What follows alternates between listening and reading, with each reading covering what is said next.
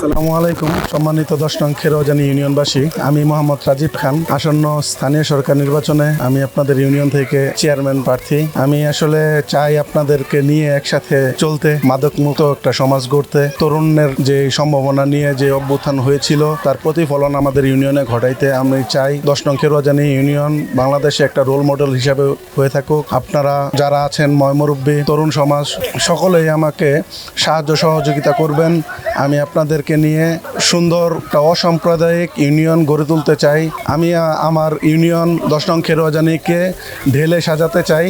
এর জন্য আমি আপনাদের কাছে দোয়া এবং সহযোগিতা প্রার্থী। আমি আপনাদেরই সন্তান। আপনাদের ভালোবাসায় আমি আগামী দিনে এগিয়ে যেতে চাই। আসসালামু আলাইকুম।